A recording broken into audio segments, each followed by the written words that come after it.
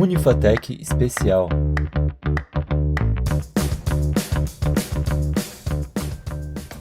Muito bem-vindos a mais um Unifatec Especial, hoje com professores de arquitetura e urbanismo, para comentar um assunto muito relevante. Houveram mudanças recentes no programa Minha Casa Minha Vida que vão alterar as condições, possibilidades sobre habitação.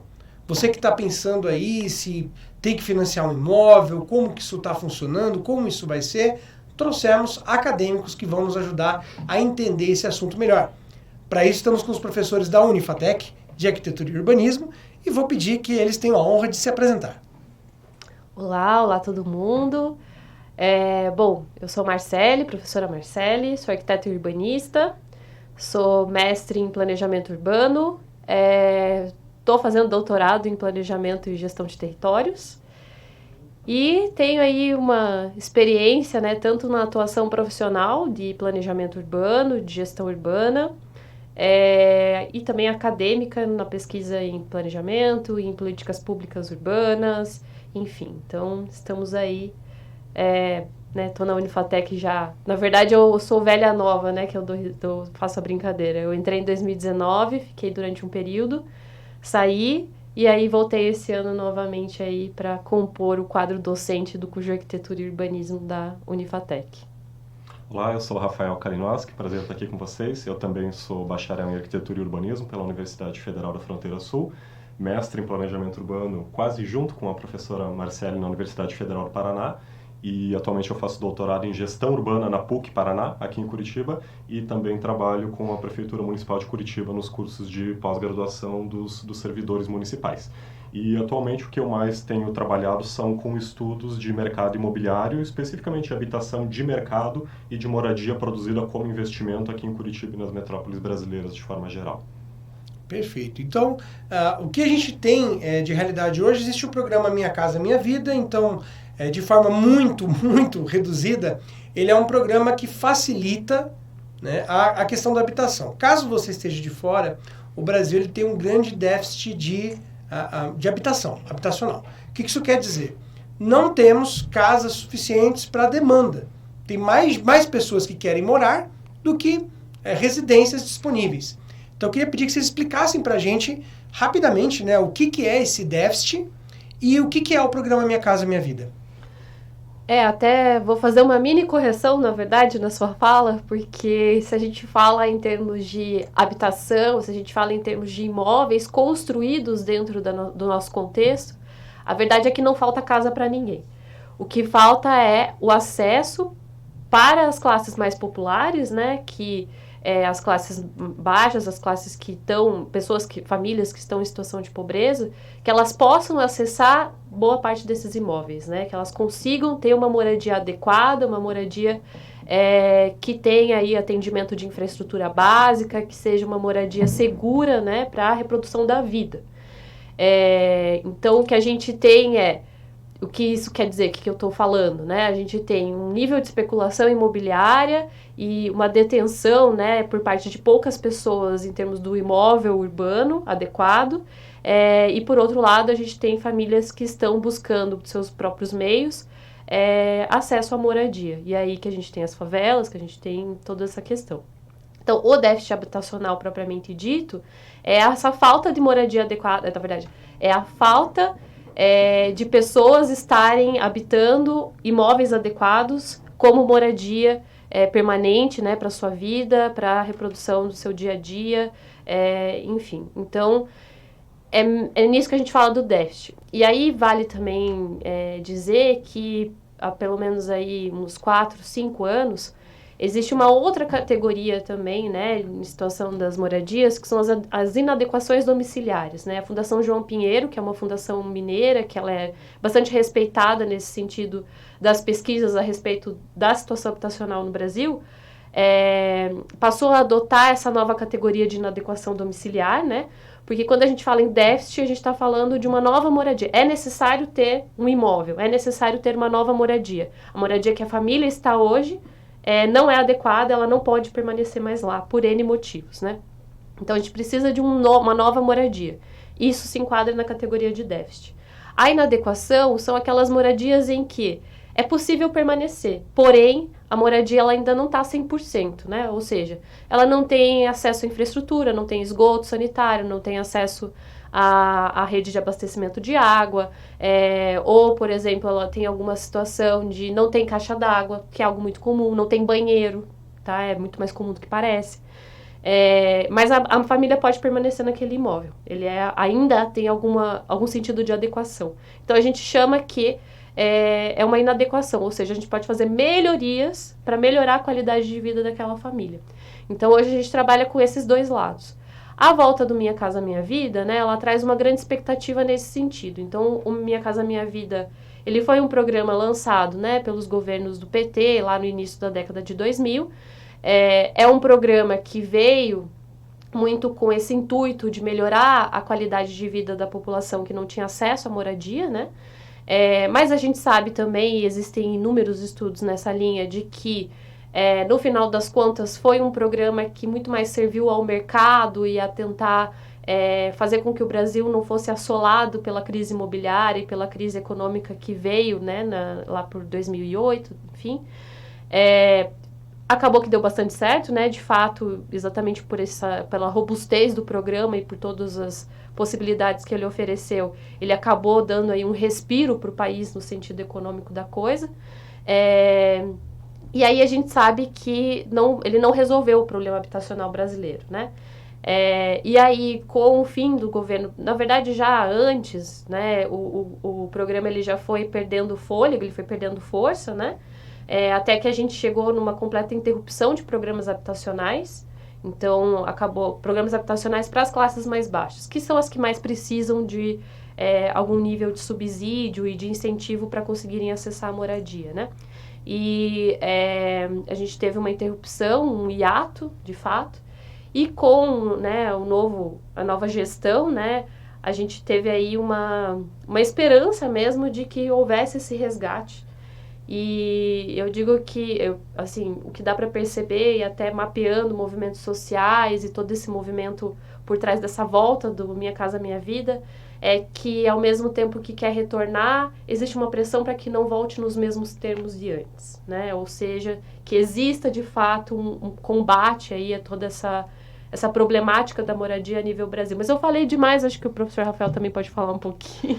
Tem um jargão que ele é muito comum na nossa área, que ele resume bastante essa ideia que a Marcele passou para tentar descomplexificar a ideia do déficit habitacional, que é uma expressão que vai se repetir muito na literatura, que tem muita gente sem casa e muita casa sem gente. Então, por isso que a gente não pode simplesmente reduzir a ideia de déficit à ausência da habitação. A habitação existe, ela só não está chegando na ponta onde ela precisa chegar. Justamente porque ela vai ser produzida para outros fins, para especulação, para investimento, para casa de praia, para o veraneio, para alta temporada, para outros vários fins que não compensam o déficit habitacional. E aí, quando a gente olha para a categoria déficit, ela não é apenas essa gente sem casa que eu falei. Ela é decomposta em subcategorias. Uma delas, por exemplo, é o ônus excessivo com o aluguel. Então, para o padrão brasileiro, se uma família gasta mais de 1/3 da sua renda pagando aluguel, ela entra no cálculo do déficit, porque 1/3 da sua renda é muito dinheiro para você gastar com aluguel. Então, se você ganha R$3.000 e gasta R$1.000 pagando aluguel, essa família entrou na conta do déficit, porque a forma como ela vive não é sustentável no longo prazo, ela gasta demais com aluguel. Outra categoria é a coabitação. É muito comum nas periferias das grandes cidades, em regiões mais carentes, mesmo em cidades do interior, você ter várias famílias coabitando. Então, isso também é considerado déficit quando você tem mais de um núcleo familiar dentro da mesma residência. E, por fim, a questão das habitações precárias, e aí eu não vou entrar nesse detalhe aqui, porque iria por outro caminho, mas a habitação precária ela é decomposta também em condições diferentes. E o Minha Casa Minha Vida, uma coisa interessante que parece que a literatura converge na crítica, é que o surgimento do programa, embora a intenção seja boa, seja uma intenção gloriosa de você fazer casa para quem não tem casa, é uma decisão que ela surge a toque de caixa no final de 2008, mais ou menos, quando estoura a crise imobiliária nos Estados Unidos. Imediatamente essa crise respinga no mundo inteiro. E aí se pensa, como é que a gente faz para essa crise não respingar no setor da construção civil do Brasil? E aí esse programa ele é lançado rapidamente, só que ele não sai nem do Ministério das Cidades, que à época existia, ele sai da Casa Civil. Então ele é um programa feito inicialmente com um viés mais econômico do que de fato de resolver os nossos problemas urbanos e de habitação. E é aí que convergem uma lista gigante de críticas de toda esse primeiro momento do Minha Casa Minha Vida, que é o governo Lula 2, Dilma 1 e Dilma 2. E aí agora há uma lista de sugestões para mudança nesse programa, com base no que não deu certo anteriormente. Assim, acho que a maneira com que o programa hoje ele está sendo redesenhado, né? Inclusive, acho que a gente pode chamar de uma demora. Claro, não é uma demora pensando numa gestão que acabou de entrar e a gente está em 6 meses dessa gestão, né? É pouco tempo. Mas a expectativa era que o programa já fosse relançado logo em seguida, né? Logo em seguida da posse. E não foi. E é muito por essa tensão mesmo. Existe um tensionamento muito grande que está acontecendo nesses bastidores, que está relacionado à questão do financiamento da moradia, né? Então, teve aí o aumento do valor que pode ser financiado dentro do Minha Casa Minha Vida, as taxas que foram reduzidas para determinadas classes, em determinadas regiões. Então, tem essa parte do financiamento, mas tem também uma parte de que se sabe que o Minha Casa Minha Vida ele não atendeu ao déficit, ele não resolveu o déficit brasileiro. E os movimentos sociais querem resolver esse déficit habitacional. Qual que vai ser o meio? Vai ser com produção de novas moradias ou vai ser realmente pegando essa casa sem gente aí, né? Esse tanto de casa sem gente e disponibilizando como moradia para quem realmente precisa. Então, esse tensionamento ele está acontecendo nos bastidores. E os movimentos sociais, né, eles estão todos em cima do governo, não só os movimentos sociais, as próprias entidades de classe. O CAU Brasil, ele está com um manifesto e ele está com uma pressão bastante grande para que dentro do próprio programa Minha Casa Minha Vida, ou que seja um outro programa... Desculpa, só interromper. O que é CAU Brasil? Perdão aí, né? O CAU é o Conselho de Arquitetura e Urbanismo, né, a nível Brasil, mas que tem aí um pouco dessa pressão para que esteja contemplado, seja no Minha Casa Minha Vida ou algum outro programa dentro do governo, o que a gente chama de ATES, né, que é Assistência Técnica para Habitação de Interesse Social. O que é essa assistência técnica? É a possibilidade de uma família ter o acompanhamento de um arquiteto ou até mesmo engenheiro, enfim, para fazer o projeto da sua casa e requalificar a sua casa, deixar ela mais adequada, né? Ou seja, pegar lá a situação das moradias que estão com inadequações domiciliares e torná-las melhores, torná-las assim, atendendo realmente às necessidades da família, né? E que não existe uma previsão. Minha Casa Minha Vida ele não tinha previsão de orçamentária para poder fazer esse tipo de intervenção, né? E aí existe uma pressão para que exista algo nesse sentido em termos de programa federal mesmo. Então, isso é só um exemplo, né? Mas tem o próprio Minha Casa Minha Vida entidades, que eram quando os movimentos se organizavam e conseguiam, né, através de autogestão, resolver o problema da moradia. Então, também tem essa expectativa do Minha Casa Minha Vida entidades voltar, né? Porque ele já foi extinguido lá na época do Temer, lá, enfim. Então, assim, é por isso que a gente não tem nada fechado ainda. É por isso que a gente não tem o Minha Casa Minha Vida, tanto que a previsão é que a normativa saia no final de junho, mas essa previsão está sempre sendo empurrada, né? Porque conforme surgem alguns tensionamentos, eles precisam ser resolvidos, e aí para a gente conseguir realmente chegar num formato interessante, e esse formato interessante que possa atender vários setores da sociedade, né? Mas acho que o mais importante para trazer é que a gente teve de fato um hiato, né, em termos de investimento, em termos de possibilidades de enfrentar esse problema da moradia a nível Brasil, né? É um problema que está em todos os municípios, dos grandes aos menores, né? A gente teve um grande hiato e que agora existe uma perspectiva de retorno, né, da política habitacional, realmente enfim, entrar para a agenda mesmo, né, a agenda de política pública a partir de agora novamente, né, sob essa perspectiva de ser realmente um direito a ser atendido, né, a todas as pessoas, independente de sua classe social, independente, enfim, né, de quais são os acessos que elas possuem a todos, a cidade, né, e etc. Então, a expectativa está aí, mas a gente ainda precisa realmente alinhar aí algumas questões e alinhavar, enfim, né? Você usou uma palavra muito boa que é o tensionamento. É muito difícil você fazer política pública especificamente via mercado. Porque, veja, o Estado brasileiro e qualquer Estado de qualquer país ocidental, ele não tem uma força de trabalho própria para executar a construção da habitação. Então, ele depende do mercado. O Estado não faz concurso para arquitetos, para engenheiros, para pedreiros, para serventes, para desenhistas, para fazer o projeto e fazer a escala do zero. Então, em algum momento, isso tem que passar a forças de mercado, que vão desenhar, que vão projetar, que vão comprar os terrenos, vão fazer a prospecção, vão construir e vão lançar no mercado. O Estado brasileiro entra fazendo a gente poderia chamar de hardware e software. O mercado estaria fazendo a parte dura disso tudo, seria o hardware do programa, e o Estado faria o papel do software, digamos assim, fazendo uma analogia quase forçada aqui. E tudo isso perpassa por uma outra área do conhecimento, talvez até mais complexa que a nossa, que é o direito de propriedade. Só que, às vezes, o direito de propriedade ele se confunde com outra coisa que também faz parte da nossa legislação, que é a função social da propriedade.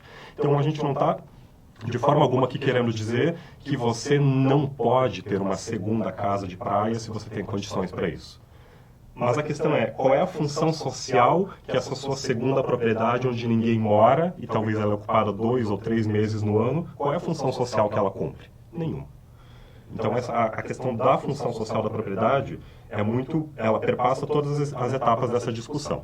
E aí, quando estava tendo agora o governo de transição, e eu acho que a Marcele foi até gentil quando ela fala que houve um hiato de política pública, porque eu acho que houve um blackout de política pública.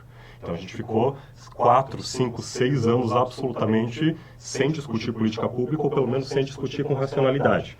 E aí, quando Minha Casa Minha Vida começa a ser discutido de novo durante o governo de transição, vem o BR Cidades, que é, me ajude, composto por acadêmicos e movimentos sociais. Isso, exatamente. Então, o BR Cidades tem núcleos a nível de Brasil. Ele vai ter núcleos em todas as cidades. Tem o núcleo Curitiba, tem o núcleo Maringá, por exemplo.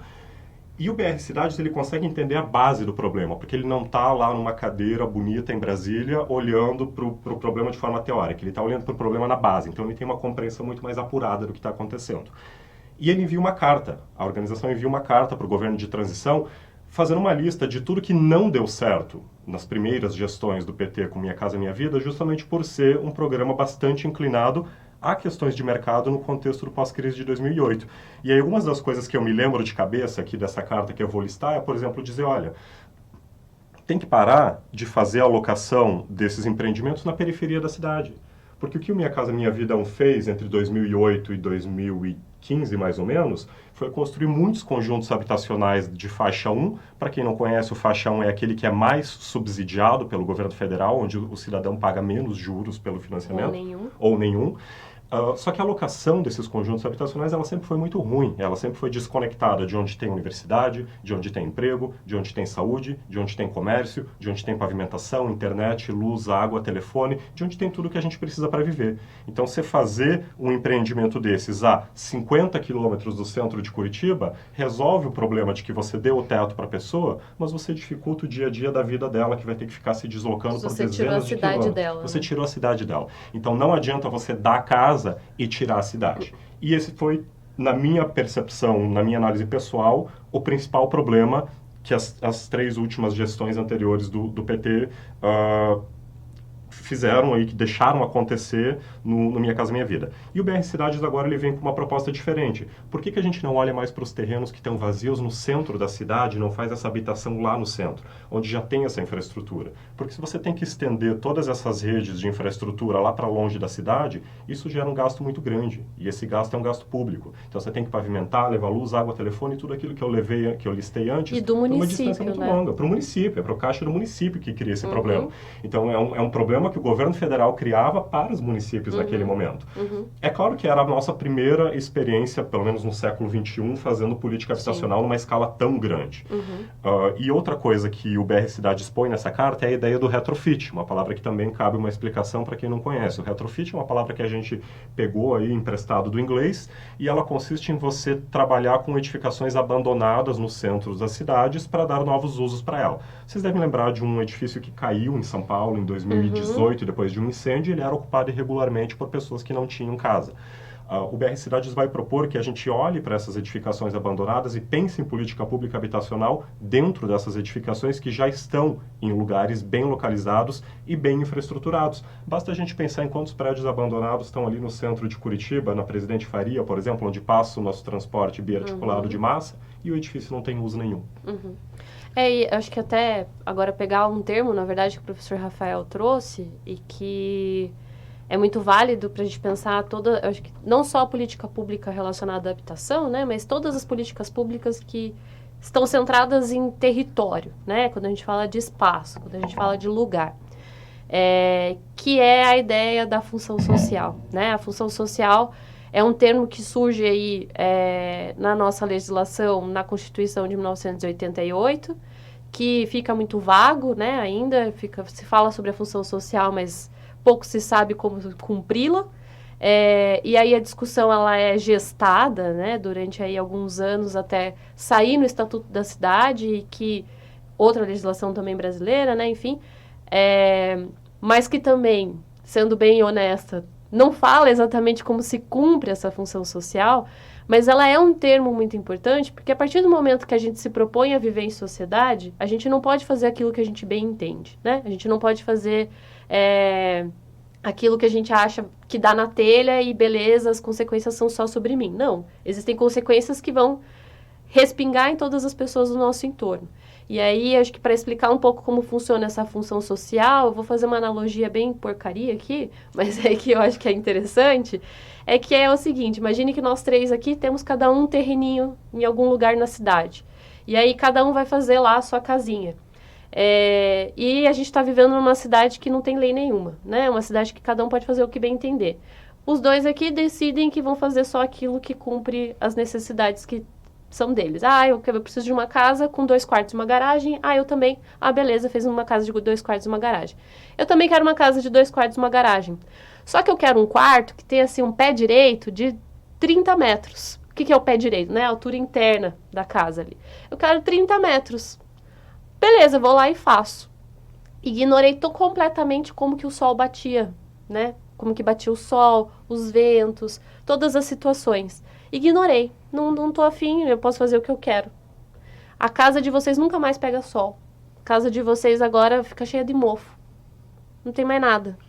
Então, a parte dessa ideia de função social é aquilo que eu estou fazendo, ela vai ter um impacto. Então, eu preciso mitigar esse impacto. Eu preciso que o impacto seja o menor possível e que gere o menor problema possível para aquele meu entorno. Então, quando o professor Rafael falou ali, qual que é a função social da minha casinha de praia lá? Nenhuma. E não vai ser nenhuma, e vai ser ainda um maior problema se no entorno dessa casinha de praia tiver uma favela acontecendo ali e você construiu um espaço que você praticamente nem usa, você só está lucrando em cima. Para deixar essa discussão palpável, a gente poderia tranquilamente estar se referindo ao que aconteceu em São Sebastião no início do ano, onde você tem a parte nobre e com excelente geografia da cidade ocupada por mansões de veraneio e o morro todo ocupado por habitações precárias, e ele veio abaixo no mês de janeiro. Então, quando o Tom Jobim fala lá da música das águas de março fechando o verão, eu ouço essa música na minha cabeça todo início de ano, quando a gente está discutindo política habitacional, e sempre vai ter algum lugar do Brasil onde o morro está vindo abaixo com casa e tudo nos meses de janeiro, fevereiro e março. E a culpa nem é necessariamente de quem está no morro. Obviamente, né? Que não, porque ela não teve opção. Ela não está no morro porque ela quer, ou porque a vista é bonita, ou porque não. É porque foi o lugar onde ela conseguiu ocupar essa terra de forma irregular. Então, a ideia da função social, ela nunca vem para destruir a ideia do direito de propriedade. Não, a ideia jamais foi essa. Nunca foi ferir o direito de propriedade. Mas é dizer o seguinte: olha, você tem o direito de propriedade, mas ele tem que funcionar para o bem da sociedade. E se a gente não olhar para a função social da propriedade para alocar melhor esses conjuntos habitacionais dentro da cidade, vai repetir o erro da edição anterior do Minha Casa Minha Vida. Exato. E como a gente tem um tempo, né, escasso, e o assunto é muito bom, a discussão de vocês está ótima, né? Eu peço que vocês coloquem aqui uma régua também para a gente. Quem está nos ouvindo pode estar pensando em vou entrar no Minha Casa Minha Vida ou não, vou escolher uma habitação ou não, vou entrar nesses créditos ou não. Quais são as recomendações? Porque a profissão de vocês estuda toda a habitação sobre todos os prismas, seja cultural, filosófico, saúde mental. São diversos prismas que vocês vão pesar na hora de recomendar a habitação de um ser humano, de uma família. E aí eu pergunto para vocês, quais os cuidados que eu tenho que ter. Vamos supor que o Minha Casa Minha Vida libera amanhã, e aí alguém de um banco A ou banco B entra em contato comigo e fala, olha, senhor Pablo, o senhor tem 68 mil reais de crédito, vai. Então, tem que ter parcimônia nisso, tem que tomar cuidado. O que vocês recomendam? Claro, é muito importante que a pessoa entenda que ela está fazendo um compromisso monetário de longo prazo. A gente está num contexto hoje de taxas de juros altíssimas, mas as taxas para as faixas do Minha Casa Minha Vida, elas são desenhadas de acordo com a renda de cada faixa. Eu não vou me atrever a falar esses números aqui de cabeça, porque eu poderia estar passando uma informação não tão correta. Mas ele é dividido em faixas 1, 2 e 3. A faixa 1 é a faixa de menor renda e a faixa 3 está mais próxima de segmentos de classe média. Eu acho que a renda orbita ali em algo em torno de 8 mil reais por mês no núcleo domiciliar. E as taxas de juro dentro do programa, elas são menores do que as taxas que você conseguiria num financiamento convencional aí em qualquer banco. Ainda assim, se você for ver, a nossa taxa de juros subsidiada para Minha Casa Minha Vida, ela é muito mais alta que a taxa de juro americana básica normal, porque a nossa taxa de juros é muito, muito, muito alta. Isso é uma característica meio histórica do Brasil também, né? Então é importante que essa pessoa entenda que ela está fazendo um compromisso de longo prazo, primeiro ponto. Segundo ponto, que ela entenda em que lugar da cidade ela está firmando esse compromisso de longo prazo. Porque pode parecer muito atrativo num primeiro momento, mas aí pode ser que depois ela vai descobrir que ela vai estar num conjunto habitacional que inviabiliza o dia a dia da rotina de trabalho dela. Assim como aconteceu lá em 2009, 10, 11, 12, de desmobilizar redes sociais mesmo. Você acabava morando muito longe do trabalho, muito longe da infraestrutura, o dia a dia dessas pessoas ficava muito difícil e alguns desses imóveis foram colocados à venda. A gente fez um exercício muito rápido e não científico aqui na Unifatec, há 2 anos na disciplina de Teoria do Urbanismo, onde os alunos encontraram no OLX imóveis do Minha Casa Minha Vida à venda ou sendo alugados em plataformas como Facebook Groups e OLX, porque as pessoas não queriam morar lá por causa do problema da localização, porque não atendia as necessidades de vida dela. Então eu diria que, pensando assim, as 2 principais coisas para prestar atenção é o compromisso financeiro que você está fazendo, é o seu nome, é o seu CPF, talvez por 30 anos comprometido no financiamento, e aonde é esse imóvel que você está adquirindo e se ele atende às necessidades do seu dia a dia. E acho que outra questão também que vale só ressaltar é que até o momento a gente tem algumas informações sobre o faixa 1. E o faixa 1 não é o programa que é para qualquer pessoa chegar lá e, eu quero entrar no Minha Casa Minha Vida. Não, não é assim que funciona.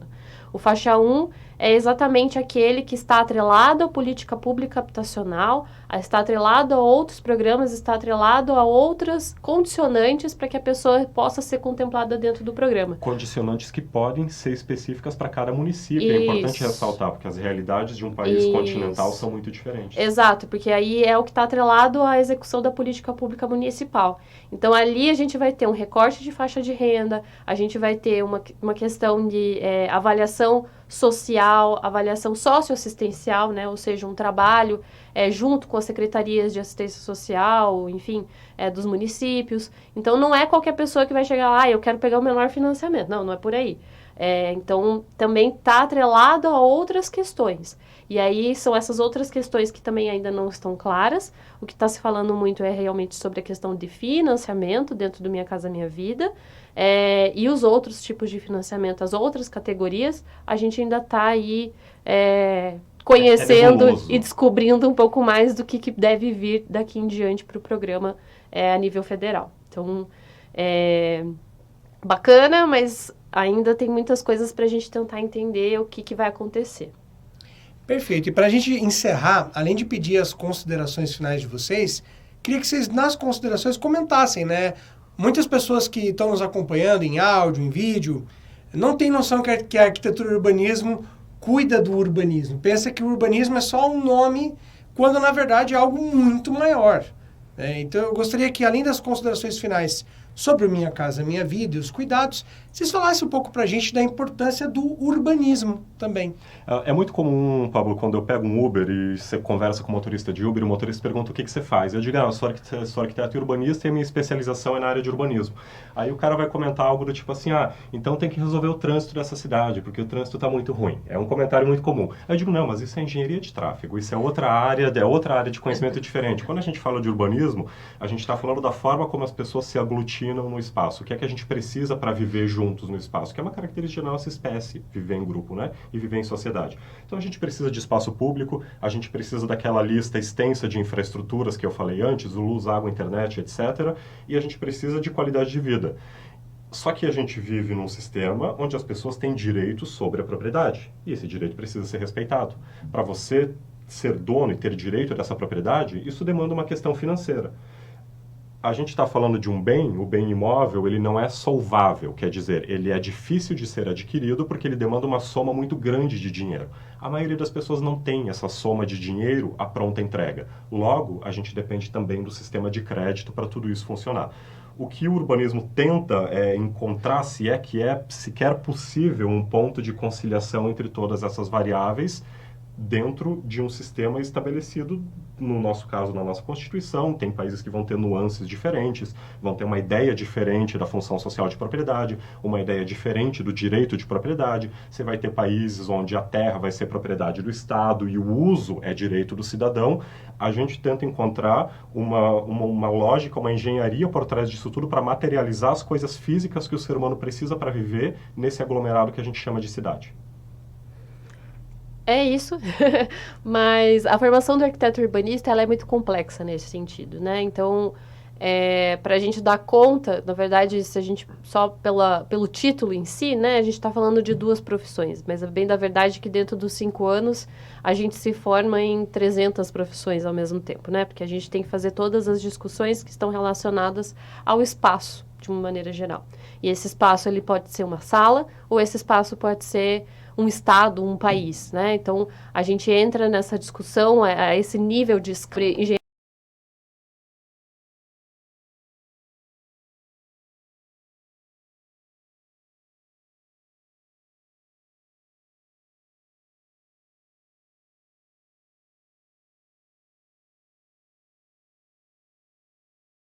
Engenharia de tráfego, pelo menos para a gente saber como que a gente vai ter que falar com o engenheiro, né? Óbvio.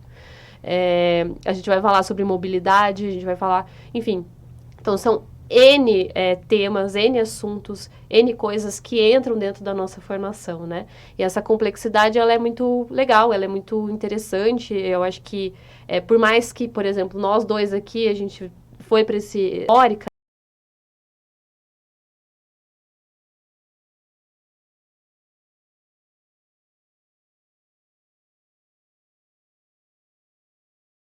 né, teorizar sobre arquitetura, então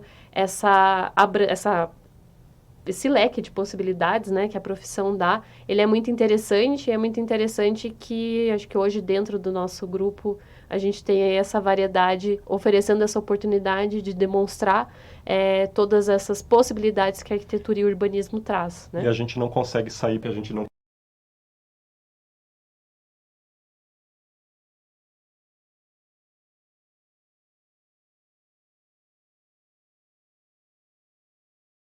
consegue nem discutir esse assunto sem tantas menções a eventos e pessoas politicamente expostas. Porque viver é político, né? Perfeito. Queria agradecer muito a participação de vocês. Muito obrigado. Em nome da Unifatec, em nome da nossa web rádio. E se você gostou do tema de habitação, nós tratamos aqui de 1% do que pode ser conversado. Tem muito mais. Deixe seus comentários, né? Entre em contato com a gente. Peça o episódio 2 que nós vamos voltar. E, claro, compartilhe este conteúdo de qualidade com os seus amigos. Não esqueça de curtir, não esqueça de dar o seu joinha nas redes sociais e até o próximo encontro.